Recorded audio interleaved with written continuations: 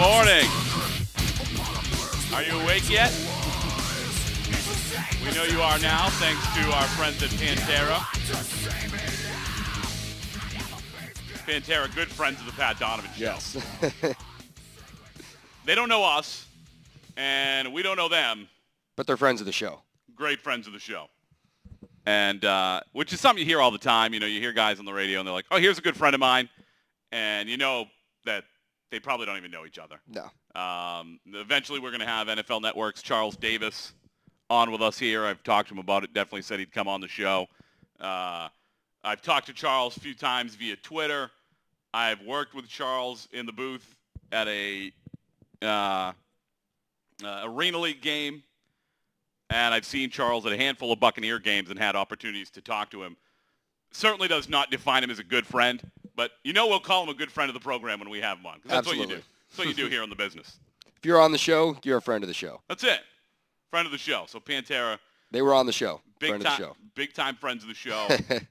They keep us awake here at 10 o'clock in the morning. Certainly hope they're keeping you awake. You can check out this show, The Pat Donovan Show with Chris Kasak, every day from 10 to 11 right here on Tampa Live Sports.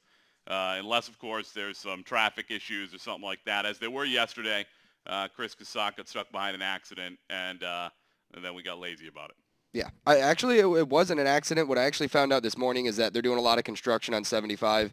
You found that out this morning? No. And welcome to Tampa Bay, Chris. It took the trucks didn't leave the highway until a lot later than they were supposed to. So it pushed everything back, and I left trucks. Yeah, exactly. I hate trucks. All right. I do. I'm not even kidding around. Look, in Massachusetts, where I'm from, and don't get it twisted, I'm not a Patriots fan. Certainly not a Red Sox fan, but unless this is your first time checking out the Pat Donovan Show, you know where we stand on the Red Sox. All Rays here. But where I'm from, those damn trucks stay out of the left lane. Okay? Yeah. They get it, that they're not supposed to be in the left lane. Here, first of all, I believe that in Tampa Bay, I would very likely have better luck convincing people that there's a tooth fairy than a passing lane. Because for whatever reason, people just don't know what the passing lane is, and it absolutely drives me crazy. Yeah. And if yeah. No, you're right. Somebody will just drive right at the speed limit or below the speed limit in the passing lane and not be passing anybody. They'll just be cruising in the left lane, just admiring the sights of the highway. Yeah, drives me crazy. Drives me absolutely crazy. Pun intended. If you've had a guy drive up next to you and yell, "That's the passing lane," yeah, that was me. I'm just letting you know. Get the hell out of the passing lane if you're going the speed limit or lower, or even like 5 miles above. You know, give me a good 70 and a 60 at least if you're going to be in the passing lane, please. Left lane is for people that aren't afraid of getting tickets. No, I'm definitely afraid of getting tickets. Certainly don't drive like it. Dude, my wife listens to the show, and God only knows she'll kill me if I get another ticket. So, of course, I drive like I'm afraid of getting tickets. Chris Kasak, obviously kidding this morning. Yes. Here on the Pat Donovan Joking Show. mood. Yes, very much so. All right, you said it 2 days ago. You said, I don't know if you said it's a must-win. You certainly said it was a huge, or needed to be a win, a huge game for the Lightning 2 nights ago, taking on that team without, of course, their best player and arguably the best player in the league. Maybe Steven Stamkos. But outside of that, certainly it's Alexander Ovechkin. And to be able to play that team without Ovechkin, well, it gives you a hell of a shot. Going up 3-1 gives you a hell of a shot. And I said to you, Chris, I'll get in my car after we do a game. And, of course, as soon as I turn on the radio, it's automatically on 620 WDAE. And I get in the car and I hear the Lightning game. And every single time I'm like, oh, good, the Lightning game. Let me check it out. I won't do it again. I won't do it to you, Chris. I won't do it to the Lightning fans out there. For some reason, whenever I turn a game on in the car or turn the car on and the game is on, I never change the channel. I'm going to start to now. Without fail, within 2 minutes, Dave Mishkin's voice goes from, and then they score. The shot score. And they score. It reminds me a lot of a good friend of the show, and this one's for real, Paul Porter, who I worked with back in the day. Great guy, Paul Porter. But Paul Porter's great. You know, I remember a couple of years ago went and saw the Lakers and Magic, and it'd be like, Dwight Howard, and then it'd be like, and Kobe Bryant. And Michigan gives you that same kind of thing where he just drops right off the face of the planet when the opposing team scores a goal. And it wasn't. I called my wife as soon as I got in the car. Hey, I'm coming home. Boom, hit the radio. 6:20's on. It's the Lightning game. And just like that, and it's a goal. And it's tied up at 3-3. And I'm going, I don't know why I'm bad luck for this team. Hopefully Tuesday night, you and I, speaking of our friends at 620, we'll be in the Cage Club on Tuesday night. If you're making it to that game, swing by, wave at us. We'll come down and say hello, or just get into the Cage Club somehow. I've heard it's amazing over there. We're going to check it out Tuesday night. So hopefully I don't bring my bad luck that night, because for whatever reason, I went to the opener. We remember how that one went. Mm-hmm. I do not have good Lightning mojo. I've usually got some pretty good Rays mojo. My wife thinks she's bad luck. When it comes to the Lightning, I feel like sometimes it's me. Well, and the other negative aspect of that is you talk about how whenever you put them on the radio, it seems like the other team scores inevitably every single time. And sitting in the Cage Club, you get the experience of 620 radio while you're sitting there. Oh, so we're going to be listening to the radio the whole time. Oh, crap. They're doomed. Bring some headphones, or just plug in your iPod and listen to some Pantera while you're watching the game. Or I'll use my Android phone, which is where I keep my music. There you go. Sorry, I like to rip on Apple a little bit whenever I get a chance. I'm an Android honk. What can I do? Yeah, but regardless, like you said, it was a huge win. They needed to get it. Unfortunately, they had that 3-1 lead, and they ended up giving it up to tie it up and send it to overtime. And they really can't afford to have a lot of overtime wins against teams ahead of them in the East right now, because they would only be gaining a point on them. They only gained a point on Washington. They were up 3-1. They could have easily closed that gap by 2. I mean, it's still good to close the gap because they still have a lot of games against Washington left. Coming out of there with a win is still big, especially considering they gave up that lead. It's got to feel a little bit like a loss, though. A little bit, but it was a lost opportunity for sure. Definitely a lost opportunity for them to make up 2 points on the division as opposed to 1, but still a 5-game winning streak. And that goal that you were talking about, I wasn't home yet either, but I saw the replay of it. And like so many of the Lightning goals this year, it was just a very, very poor defensive play by Gilroy. Just gave it up from right behind their own net, right to a guy from Washington, wide open net. And those are the kind of mistakes that it seems like last year when we were making, Rolison was bailing us out, and this year it's just not happening. No, it's not. And, we talked about that. You talked about the goalies that they let go. And, of course, hindsight's always 20/20. But it's something this team is going to have to worry about for the rest of this year. And I think, again, as optimistic as we want to be, even a playoff run this year, probably not enough to get back to where they were a year ago. I just don't see Dwayne Rolison turning it around and getting back, unless you say, let's go Garon the rest of the regular season, hope he gets us into the playoffs, and then maybe you get a hot, and I don't know how he'd be hot being that cold, but, Rolison's a guy that just can't play off it anymore. It's pretty obvious that the guy doesn't have it. And, again, I think I said it the other day, they got him at the exact right time last year for the exact right run, and unfortunately they just fell a little short, because this goaltending thing is something they're going to have to worry about, not just the rest of this season, but even more importantly, next season. Yeah, once we get to the offseason, I think it's no secret whatsoever that that's top priority for the Lightning is getting a goaltender. At the beginning of the year, I remember them saying, we got 2 number 1 goaltenders. If you look at it now... Did you buy it then? That's the question. No, I didn't. I really did not buy it then, because Garon he's been in the league for a long time. He's a veteran, and he's never had a starting gig anywhere. Rolison has at least started in the league. He started last year, and he's been a solid starter in the league for a while, but his age finally caught up with him, and I did not think that we had a number 1 goaltender on this team going in. But I was kind of just hoping that the offense would carry us, and it really hasn't. The defense has let us down a lot. But as it is right now, it's a 5-game winning streak for the Lightning, and Garon has been very sharp over these 5 games. So, like you said, he might just be getting hot at the right time. Everything might be starting to come together with the defense we have. They might finally be buying into the system. And Victor Hedman. Yeah, Victor Hedman came back. It was his first game back and able to get a win. And from what I heard, it sounded like he didn't miss a beat, like he hadn't missed a single game. So it's a good sign. What I had heard is they weren't really planning on playing him that many minutes, and he ended up playing, I think it was 18 minutes, which is more than they expected. And, I heard the comments from Guy Boucher. He basically said he got out there and he looked better than we thought he could, and we just left him out there. And I'm obviously paraphrasing because that's not what he said. But that was generally the gist of what he said. And obviously Victor Hedman, I think, has an opportunity to be a very good defense. I think he's a very good defenseman now. He's got an opportunity to be a great defenseman in this league if he can stay on the ice. And obviously his return is going to be huge for this team if they can continue to get those kind of minutes from him night in and night out. Oh, definitely. And it's not only him. Over this winning streak, two defensemen that really needed to pick up their game have, and that is Pavel Kabina and Eric Brewer, who Pavel has had a very good year, and I don't think a lot of people expected it because he's nearing the end of his career. He's getting a little long in the tooth, and you know exactly what you're getting from him, but he's been the most solid defenseman we've had all year.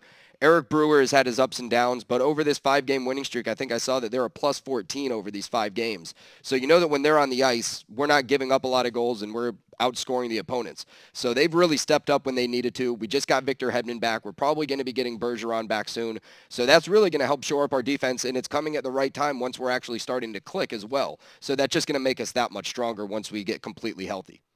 Talking about Kabina, sometimes those are the guys that you get the most out of. Sometimes you talk about a guy at the end of his career. He's just going to put it all out there. He knows that this is a team, if they can get into the playoffs and maybe get a hot goaltender in the playoffs, they do have that offense. They've got a star like Stamkos that you just never know.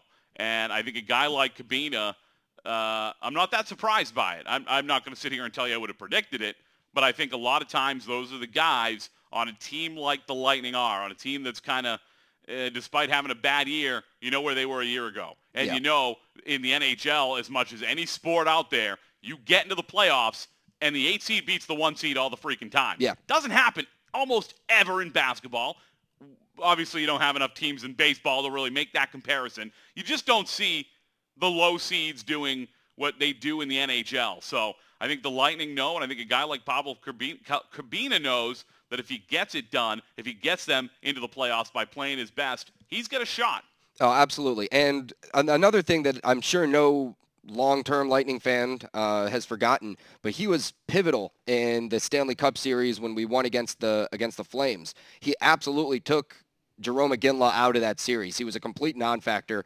And even last year when we played Washington in the playoffs, Kabina took pretty much isolated and took Ovechkin out of that series completely. He was never able to get anything going.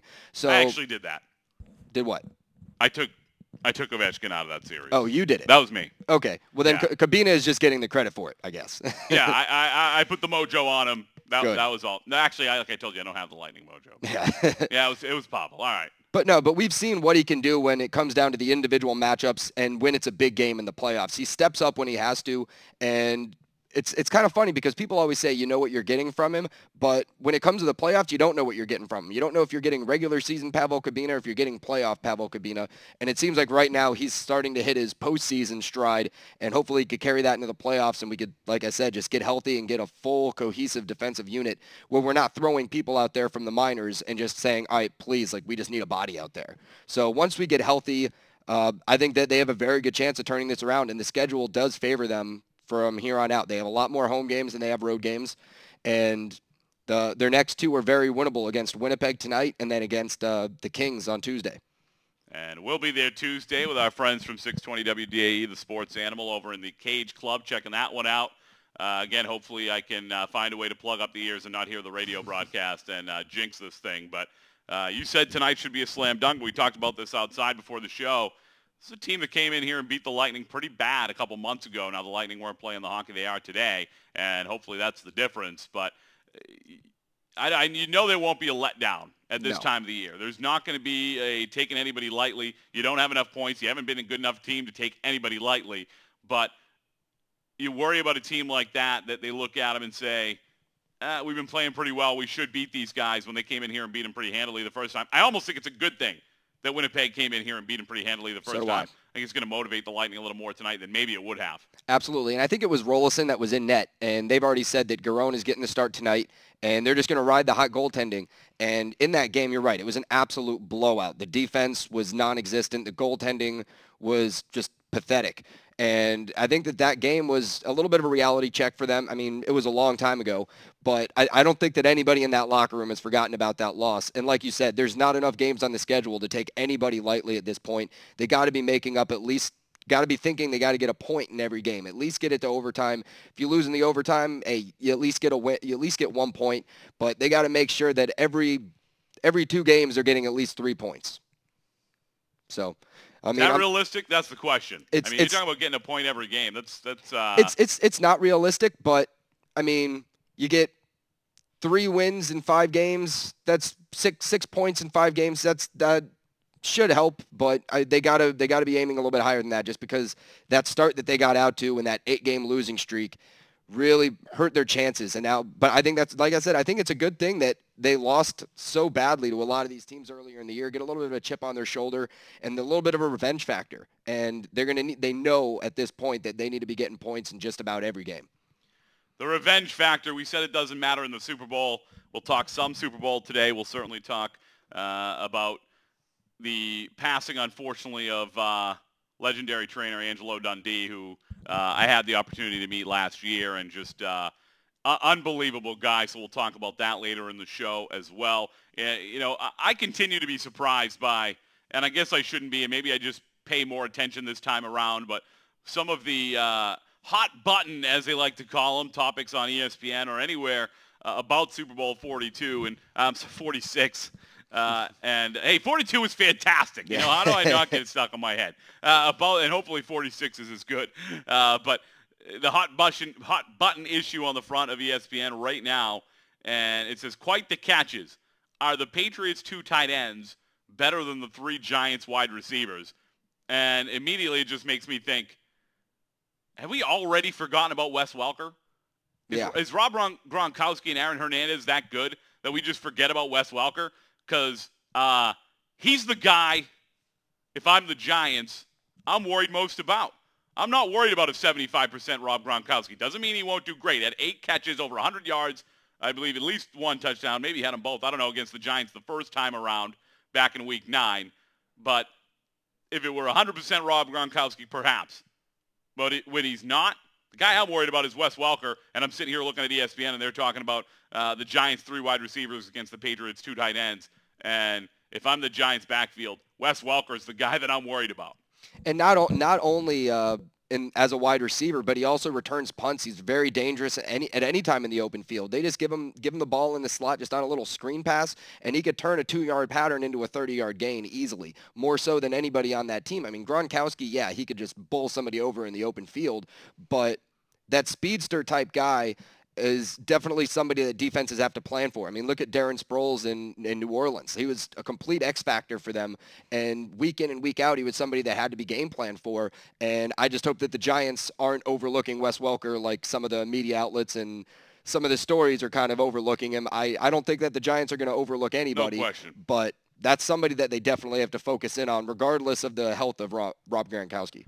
I think the Giants know that unless Gronkowski's 100%, they could probably cover him with Jaquan Williams. And we talked about this yesterday. We'll get into it on Sunday. That's something we're going to talk about on Sunday is Chris thinks that the Rob Gronkowski story is being a little overblown. I think it's a pretty big factor in the Super Bowl. We'll talk about that on Sunday. We'll talk more Super Bowl all day on Sunday. From 2 to 3, we'll have Bill Grammatica with us talking Super Bowl and all things football, mostly Super Bowl, though. Maybe we'll get a opinion from Bill on the hiring of Greg Schiano and some of the things going on with the Tampa Bay Buccaneers. But it's going to be mostly Super Bowl talk. Today, the guys, and if you listen to or watch our live sports broadcast, you always hear us talking about Grammatica Sips. I always tell you, save some money by going green and go green with the guys at Grammatica Sips. Well, if you're looking to build a new house, it's a good idea. If you want to check out what I'm talking about, I've been telling you about it for a while. Now you get a chance to see one of these places. They got an open house happening today. We're actually, Chris and I are going to head over there at 11 o'clock and check it out. And it's at 316 West Amelia.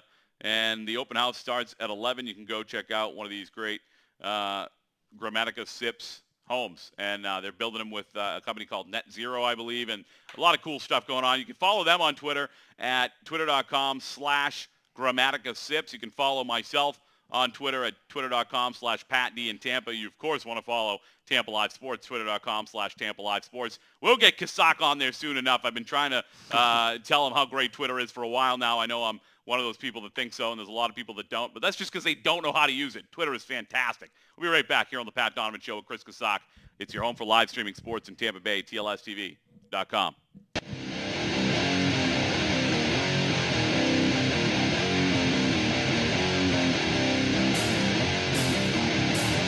Escapes the tackler, gets pushed out of bounds, but deep, and it's intercepted in the end zone by Robert Davis, and Nelson Aguilar will walk in again with another Berkeley Prep touchdown.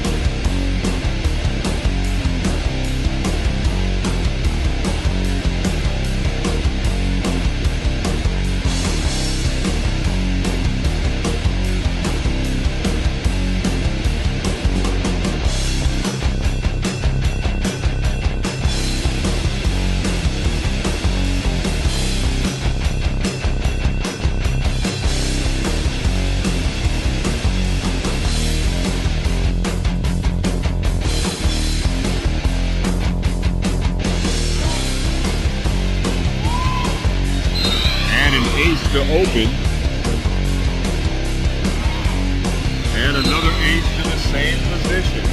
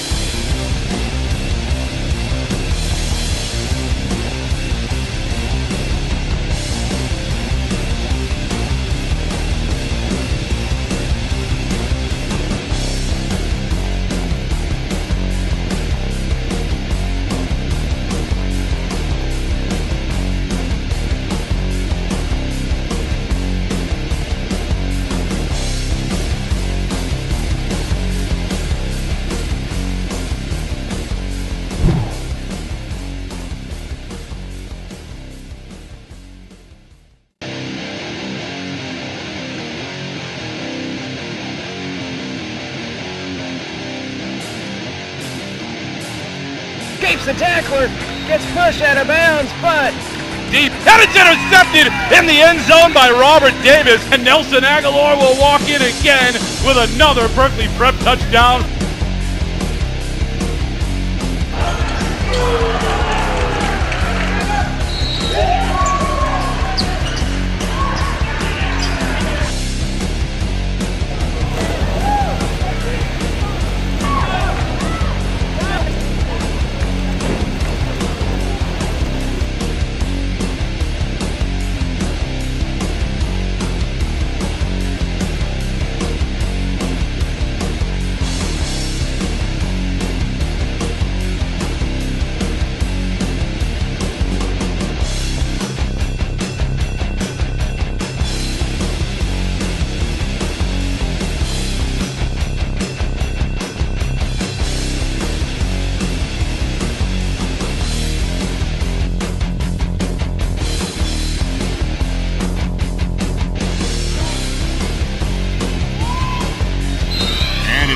To open, and another ace to the same position.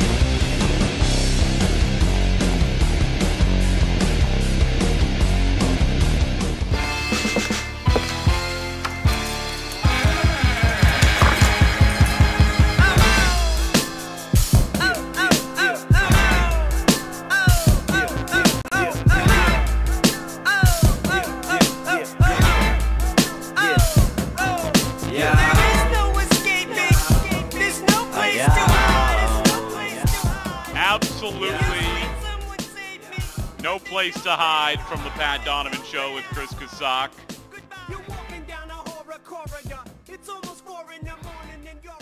I don't know if that was the most appropriate song coming into this segment.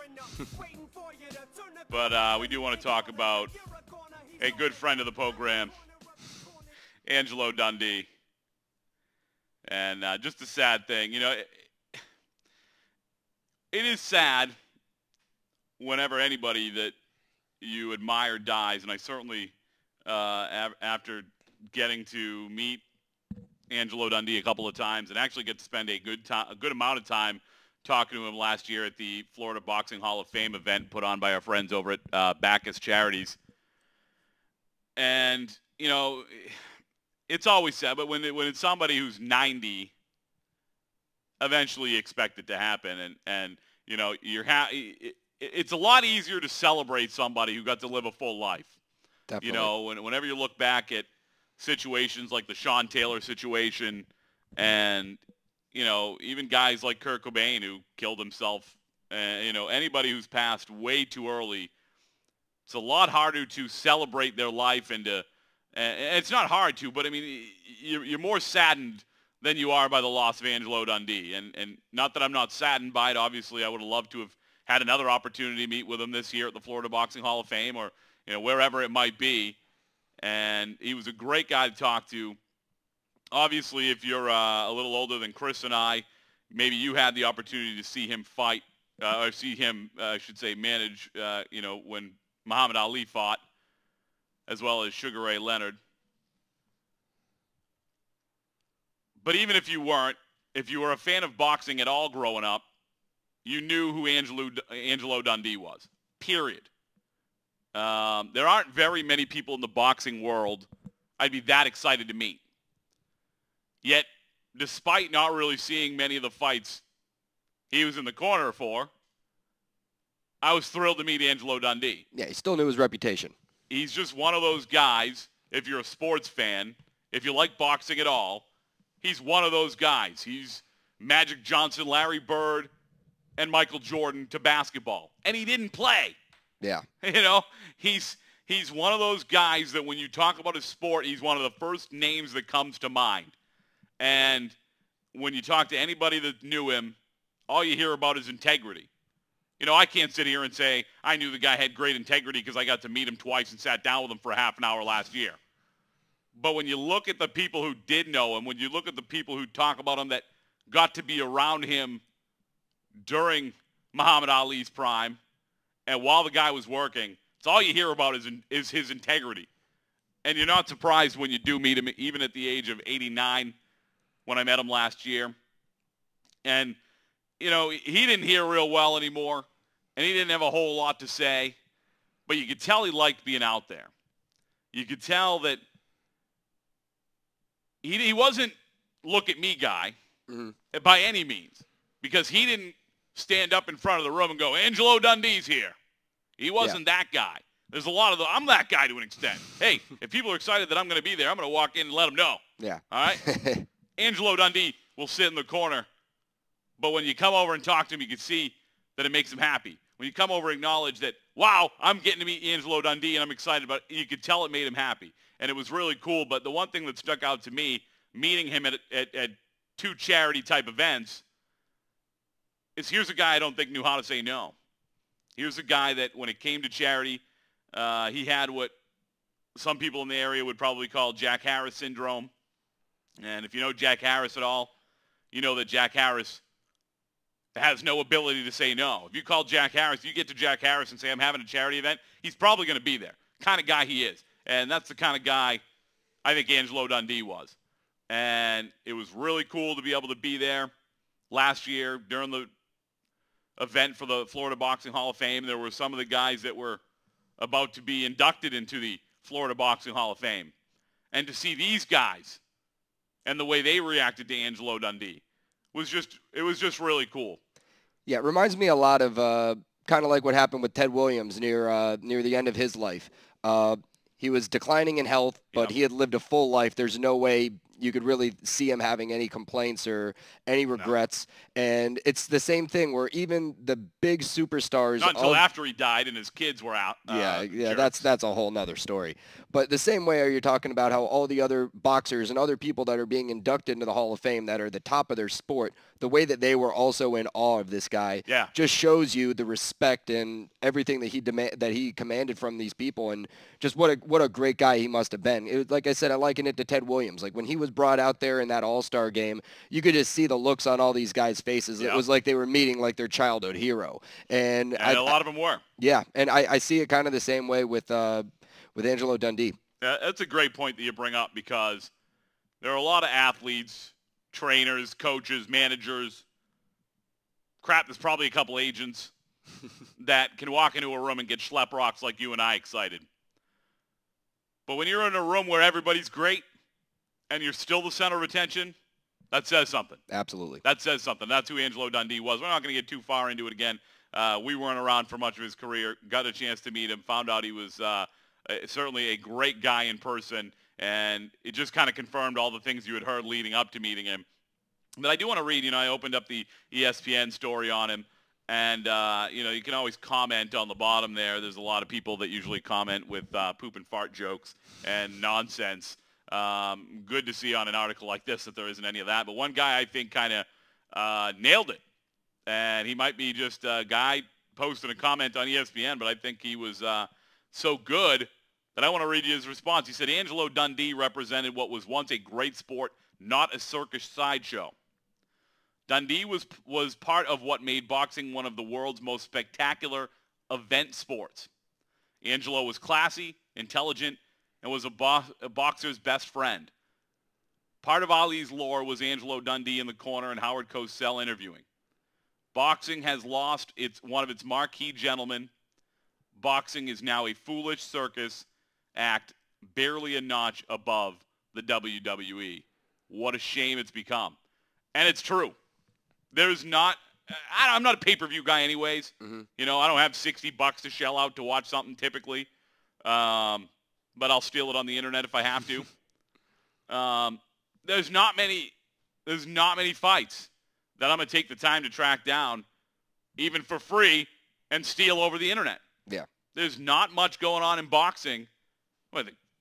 Klitschko's? Yeah. The most exciting guy in boxing is the moron that put the picture of himself holding the two Klitschko heads. I don't remember his name. Yeah. But this guy, he said, I'm going to kill these guys. I'm going to rip their heads off. And he had a T-shirt of himself holding up the two Klitschko heads. I believe maybe it had one of them laying there on the floor or something. I don't know. But he gets his ass kicked by the Klitschkos. Yeah. Or at least by whichever one's the champion. That's how much we know about boxing today. I don't even remember which one's the champion. Well, and like you said, that just goes to show what a circus act it's become. It is. It's terrible. It's not about the fighting. It's all about leading up to it and pay-per-view money. And it's sad what it's become.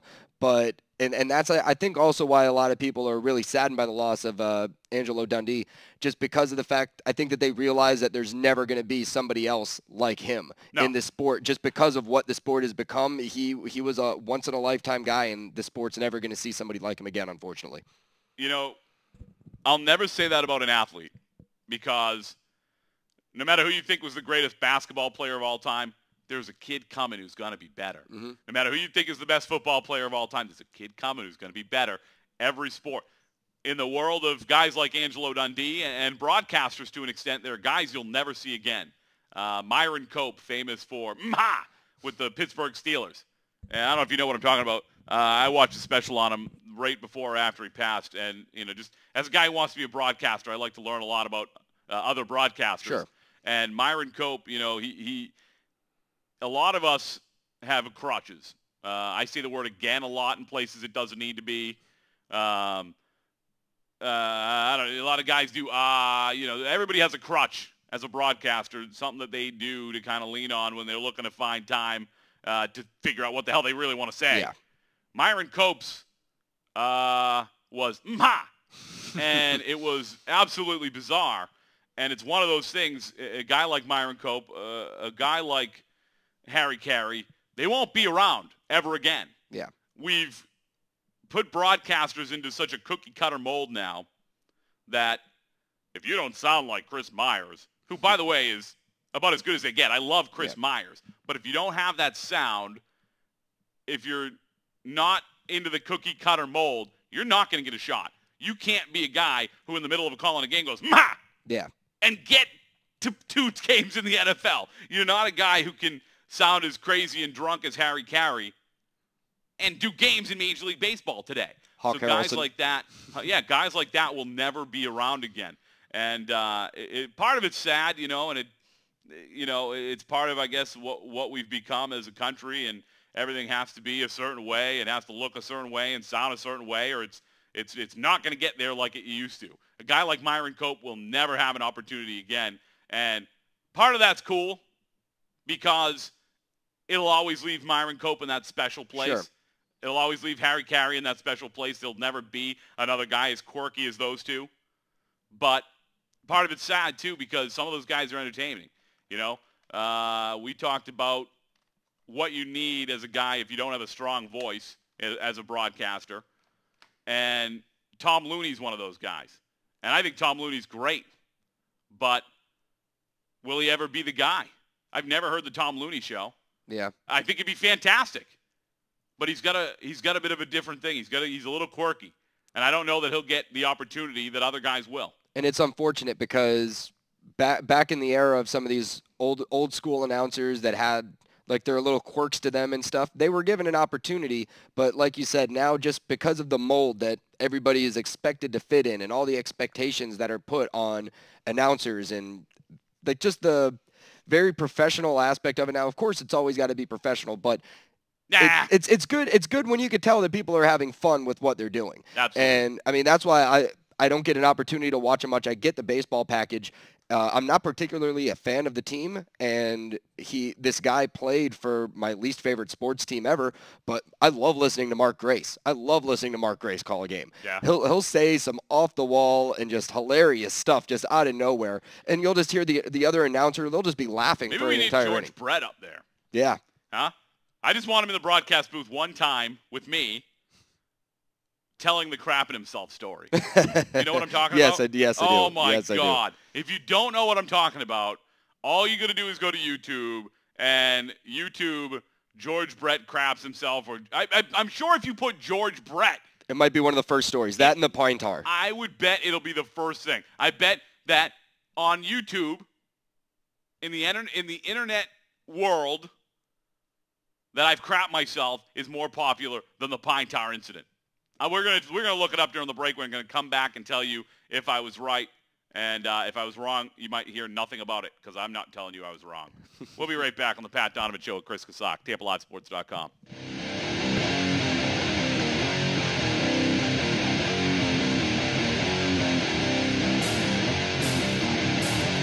Escapes the tackler, gets pushed out of bounds, but Deep, and it's intercepted in the end zone by Robert Davis, and Nelson Aguilar will walk in again with another Berkeley Prep touchdown.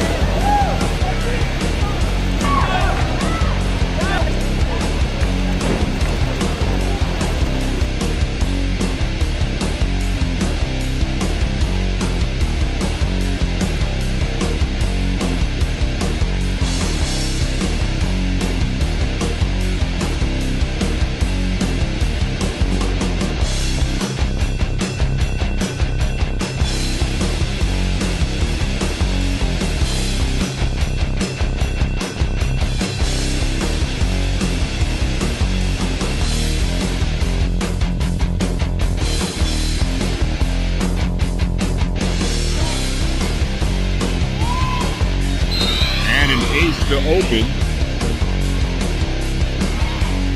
And another ace to the same position.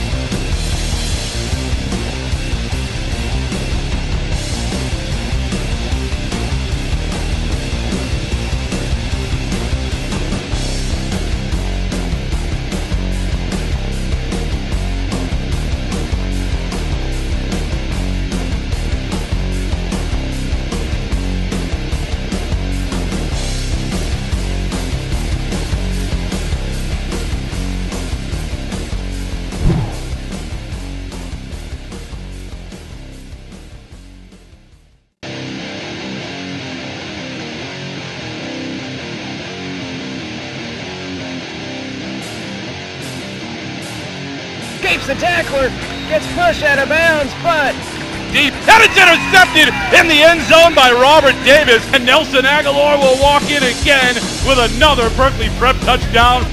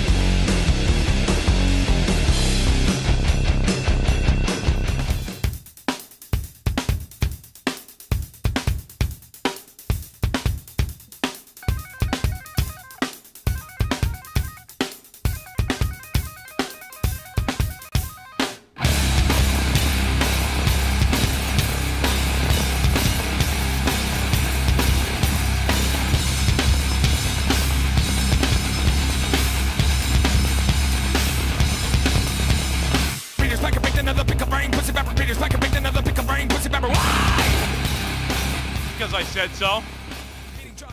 Pantera, Eminem, System of a Down. We keep you on your toes here on the Pat Donovan Show. Certainly do. All right, we were talking about George Brett and the story about him crapping himself. And again, if you haven't seen it, you've got to go to YouTube and watch it. It's absolutely hilarious. Chris, before we get into it, did you see the video where somebody took it and put it to music? No. Oh, it's good. It's good. You know, it shows people dancing, and they put a little auto-tune in there. I think Kanye West might have done it if he wasn't such a jerk. Oh, that's great. But yeah, it's pretty damn funny. Anyways, we said before we went to the break we were going to check. I said to Chris, I will bet you if you go to YouTube and enter George Brett, the first thing that will come up is that incident or him talking about crapping himself. And lo and behold, I went to YouTube. Before I was done typing in the word Brett, I was at George, probably B-R-E. It was George Brett, S-H, himself. And I said, well, I'm right. Let me check Google. I go to Google. I put in George Brett. Not number one, though. George Brett by himself is the first one. Like, you just look him up on Wikipedia or whoever the hell else has something about George Brett. George Brett Pine Tar is number 2. George Brett S.H. number 3. So, number 2. And by the way, yeah, really, it should have been number 2. Who does number 2 work for? The funny thing is, it's George Brett Pine Tar, George Brett S.H., George Brett Stats. So that just shows you more people are looking on Google for George Brett's story about crapping himself and getting kicked out of a game than about his accomplishments. His stats. The Pine Tar is ahead on Google. Yeah. But his stats below crapping himself. And at the end of the day, if I had to elect the guy to a Hall of Fame for one or the other, I'm going for the crapping himself story. It's that good. It is. If you haven't seen it, again, you got to go check it out. I wouldn't lie to you. I would, but not about this. So go check it out. George Brett crapping himself. He tells a great story about it on YouTube.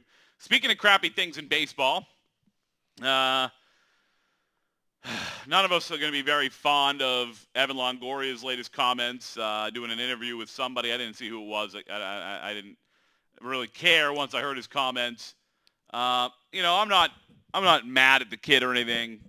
I think we blow some of these things out of proportion, but whenever you have a guy basically acknowledge, hey, I'm playing out this contract, and then I'm trying to break the bank, and you're a low-market team, it basically says to you, I'm playing out this contract, and then I'm gone. Yeah, and you don't want to hear him say something like that when he still has about 4 or 5 years left on his contract. I mean, I could kind of understand it if it's getting near that time, but first of all, I don't know what would trigger that comment. I don't know why somebody would be asking him about this, like this early into his contract. But lazy. Yeah. Lazy reporting.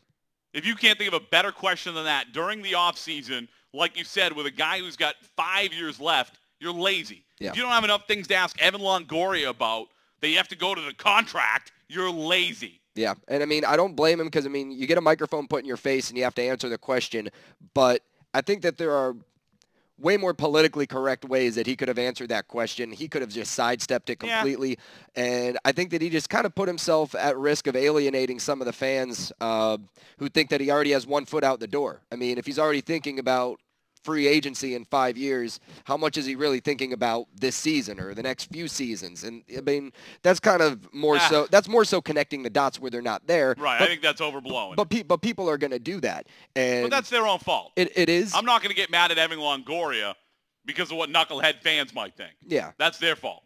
You know, but and it still is disappointing that it's even on his mind already. That it's not on his mind. It's somebody asking you a question and you answer it. Doesn't mean you're sitting at home going, God, I can't wait to not be a Ray anymore.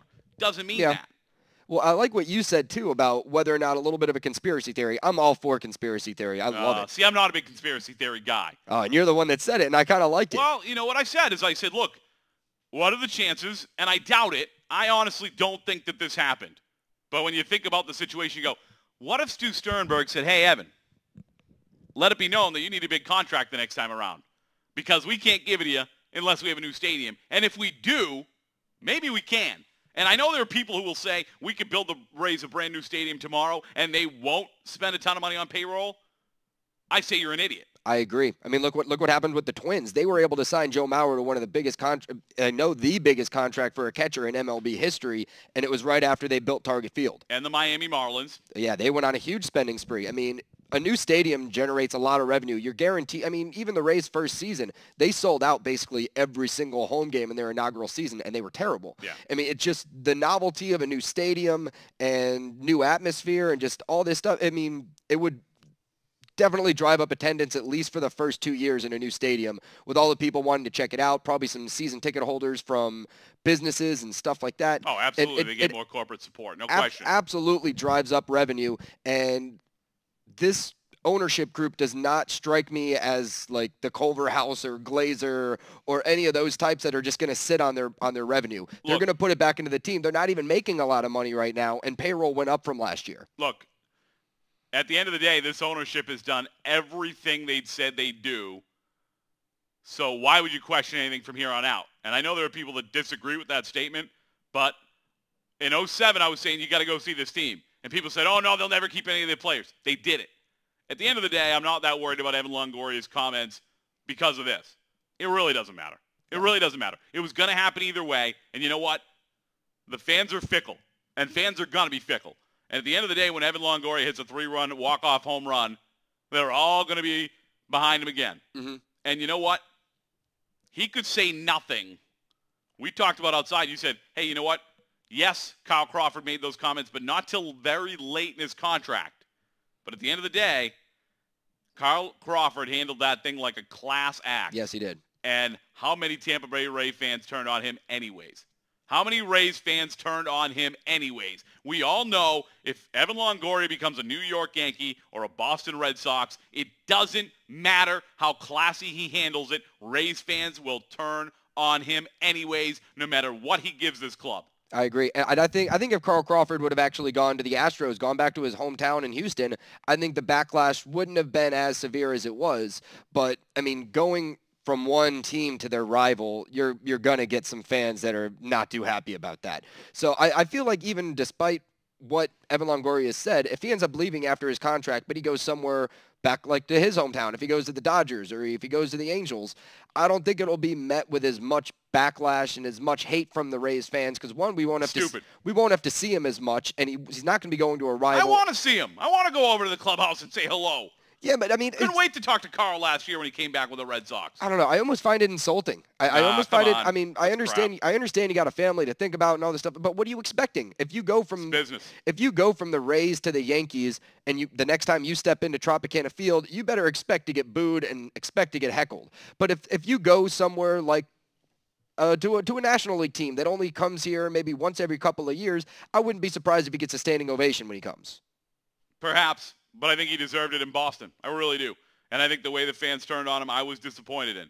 And at the end of the day, it's real easy to say you'll take a hometown discount You know, we talked about this when we were talking about the NFL and the lockout and those situations. You got to remember, you have to remember, it's not just, hey, what decision is best for me and my family? Yeah, it's easy to say that and think that if you're a fan, but you've got an agent in your ear saying, don't let these guys disrespect you. Don't take less money. You've got to get everything you're worth. You've got to take care of your family for generations. And you have an opportunity to make sure that nobody in your bloodline will ever be broke. Ever. For the rest of your life and your kids' lives and their kids' lives, you'll always be well off. Kyle Crawford, his kid, I've seen him, looks just like him. That kid is going to be wealthy when he grows up because his dad made that decision. His kids will be wealthy, and their kids will be wealthy, and their kids will be wealthy. And it's real easy to say it doesn't matter to me and I wouldn't take that money when you've got that agent in your ear telling you you've got to do what's best for you. Whether or not that's the case, that's what your agent's telling you. And you've got the union in your ear saying, don't screw the guy behind you. You've got to get every dime you can so the guy behind you can get every dime he can. Does it make you think players are selfish? Perhaps. I think it's just the system. And as long as the system is what it is, I'm not going to get mad at the people within the system for doing the same thing. It's like college athletes who get in trouble for taking money. As long as that system is as broken as it is, I'm not going to get mad at some kid for taking money from some adult. No, I couldn't agree more. And at the end of the day, when somebody says, oh, well, I can't believe that Carl Crawford would leave and go to the Red Sox or any of this stuff like that, try to turn down that much money. Have somebody offer you that much money and you say no. Like, I don't think anybody can do it. Nobody can do it. Sabathia all but said, I don't want to be a Yankee. And then you see that paycheck. Yep. And if you could turn it down, congratulations. Congratulations. Because I couldn't. No, I couldn't either. I despise the New York Yankees. I despise the Philadelphia Eagles with everything inside of me. But if they call me tomorrow and ask me to be the play-by-play voice of the Philadelphia Eagles, I'm on my way there. Yeah. And you know what? The Eagles probably the one. Yeah, I remember you saying that. Right now, they get rid of Michael Vick, I'll come be their play-by-play guy. Otherwise, I can't pretend because when you're the home team guy, you've got to do the whole sappy thing. You've got to pretend everything. Oh, what a great story it is. I just can't do that. It makes me ill. Yeah. Outside the Philadelphia Eagles, I was going to say the St. Louis Rams, but Leonard Little's gone. There's a handful of guys I just can't pretend to get behind. Yeah. You get in a car and you kill somebody drunk driving, and then you get back in a car and get arrested for drunk driving again. You're a dirtbag. And I never want to pretend that you're anything but a dirtbag. Yeah, and in the real world, you wouldn't even see the light of day again. But and that's what's always kind of aggravated me. Is that that's not true. How many people do we hear about all the time? Get arrested for drunk driving, even killing people, and they get their license again. You hear it all the time. Yeah, we say that about athletes because they may get preferential treatment. They absolutely do. It's not preferential treatment by the system. It's just that they have the money to afford the best lawyers. They can find a loophole and all this stuff like that to where somebody that maybe legitimately has maybe a better case or is a better person than somebody like that, and they just can't afford the lawyers to get them off. I mean, and that's, I think, what kind of aggravates people about it is just the vast separation between the everyday Joe and the athlete when it comes to the law. But, I mean... Yeah, that's all silliness to me. I can't worry about stuff like that. I just can't. I don't worry about stuff like that either. It's just like, a lot of guys in my position that want to be on an NFL sideline or an NFL booth or just be a sports reporter at all. There are a lot of guys in my position that hate hot women with a microphone in their hand because they feel like, hey, I'm better than her, and the only reason she's got that mic in her hand is because she's hot. And it might be true. And they hate former NFL players and they hate the former athlete that gets into broadcasting because they go, hey, I'm a better broadcaster than that guy, and I should get a shot, not him. At the end of the day, if I'm good at what I do, I'm going to get an opportunity, regardless of who else is doing it. If I get good enough to call NFL football, somebody will find me and put me on NFL games, regardless of if some hot girl's doing it or if some pro athlete, former pro athlete's doing it. I'm going to have my opportunity. And people who think like that are the people that never succeed. Just making excuses is what they're doing. That's it. And at the end of the day, if you got in more trouble than the guy with more money than you because he had a better lawyer, you still got yourself in trouble. Yeah, you did. You're right. So screw you people. Stop complaining. All right, we're just kidding. 3 minutes left of the show. We said we talk a little Super Bowl today. Looks like we will not fit it in. I'll just say this. If you're concerned about whether the Patriots tight ends are better than the Giants receivers, don't sleep on Wes Welker. Don't. Because he'll bite your ass if you do. Well, not only that, but like we kind of discussed yesterday, and I'm not going to get too deep into it because we only have a little bit of time, and we have all the time we need on Sunday to talk about this. That's right. 2 hours at the Monster Lobster, 1901 West Platte. Get out there. It's going to be the Tampa Live Sports Monster Lobster Super Monster Big Game Party. They're having a crab boil and much more. Go ahead. Okay. Well, thank you after that lead-in.